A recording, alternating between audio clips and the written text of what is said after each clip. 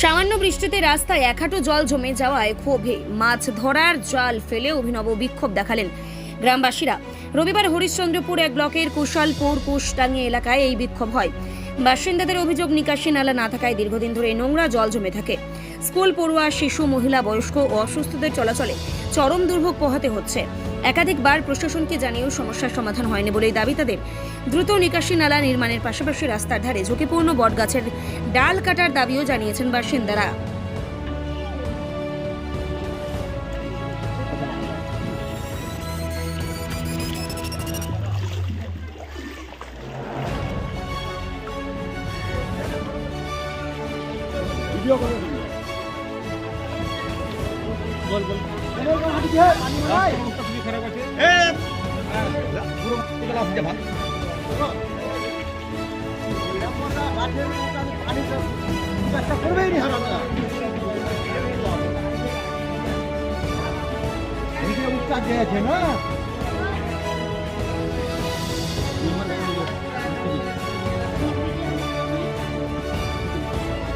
বাড়ি রান্না হচ্ছে খাদি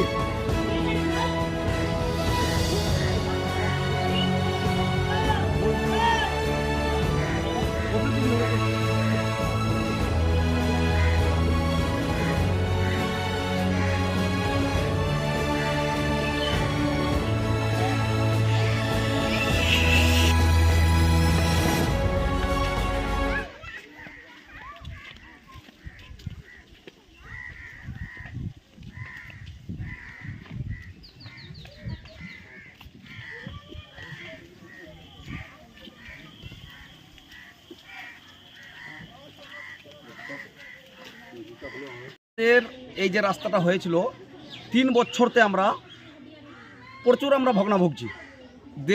ওদিকে উঁচা হয়ে গেছে আর এদিকেও উঁচা হয়ে গেছে, এর মধ্যখানে নিচা আছে। আমরা 300 মনে করলে 300 পরিবারের বাসাবস আছি এখানে সবাই মিলে কুশডাঙ্গি কুশলপুরে। 300 ঘরের বাসাবত এই পানি খিচে যাতে হচ্ছে। আর সম্পূর্ণ স্কুলের বাচ্চারা যে যাচ্ছে এদিকে, যে যতটুকু বয়স্ক মানুষ হাঁটতে পারে না। আর এই মশা মাখি যেরকম হয়, তো এতে অসুখ বিসুখ বেশি হয়। হসপিটালে আমাদের অনেক ভগ্নাভুগতে হয়। তো এই জন্য চাচ্ছি আমরা সরকারের কাছে এটাই আবেদন যে আমাদের এই পানির নিকাশটা আমাদের যেরকমভাবে হোক ক্লিয়ার করে দিলে খুব ভালো হয়। বলছি, এলাকার তো জনপ্রতিনিধি মেম্বার রয়েছে, আপনার প্রধান রয়েছে, পঞ্চায়েত প্রধান। মেম্বারকে বলেছি, তো মেম্বার বললো যে আমাদের হাতে কিছু করার নাই, তোমরা যা পারবো তোমরা করো, আমরা পিছনে আছি। বলছি, নতুন সরকার তো এসছে, তার কাছে কি আবেদন করছেন? এবার নতুন সরকারের কাছে এটা আবেদন করছি যে আমাদের এই জিনিসটা দেখে যেমনি যে এই জিনিসটা আমাদের ফলাফল হয়, যে আমরা পাই সুখ সুবিধা ভালো করে পাই।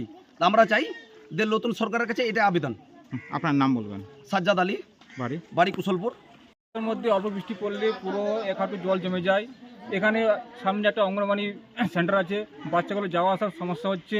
আবার সপ্তাহে সপ্তাহে আবার ইঞ্জেকশন দিতে আসে, এখানে বসে আবার গর্ভবতী মেয়েরা আসে, ইঞ্জেকশন দিতে আসে, ওদের খুব সমস্যা হয়। আর আমরা এই যে সামনে দেখতে পাচ্ছেন বটগাছটা ঢাল পুরোটা হেলে গেছে, ওখানে পচন ধরেছে। আমরা সব রেঞ্জার থেকে চালু থেকে সব অর্ডার পাস করে নিয়েছি, থানা থেকে ব্লক থেকে পঞ্চায়েত থেকে সব অর্ডার দেওয়া আছে। যখনই কাটতে যাচ্ছি আমরা, তখন আমাদের মিস্ত্রিদেরকে দাওয়া হস্ত দিয়ে কাটতে আসছে। কয়েকটা মানুষ অবজেকশন করছে, কাটতে দিচ্ছে না। মানে আপনাদের অর্ডার থাকা সত্যি কি বাধা দিচ্ছে? আমাদের অর্ডার থাকা সত্ত্বেও আমাদের সব কাগজ রেডি আছে, আমাদের 100 মোটামুটি 150 মতো মানুষের সই আর সিগনেচার আছে, সব কিছু অর্ডার করে পাস করেছি। তো কি আশঙ্কা হচ্ছে যে যখন তখন কাজটা কি ভেঙে পড়তে পারে?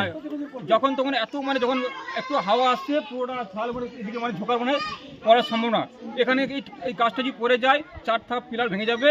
আর এই পাশের বাড়িগুলো দেখতে পাচ্ছেন, এই বাড়িগুলো দুর্ঘটনাগ্রস্ত হতে পারে।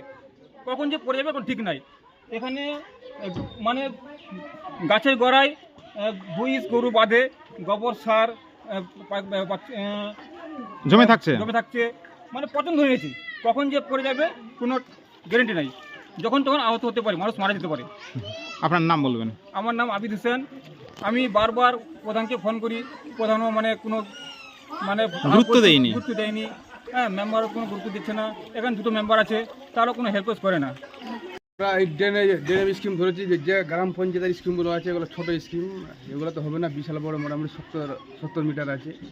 গ্রাম পঞ্চায়েত তো 1 লাখ থেকে বেশি টেন্ডার হচ্ছে না। এখন এখানে কাজ খুলেছে, ওটা বড় করে স্কিম ধরেছি, ওটা স্কিম পাঠিয়েছি। ওটা হয়ে আসুক, তারপরে রাস্তা হবে। কতদিন সময় লাগতে পারে সেই স্কিমের কাজ হতে? 3-4 মাস 3-4 মাসের মধ্যে সমস্যার সমাধান হবে। হবে।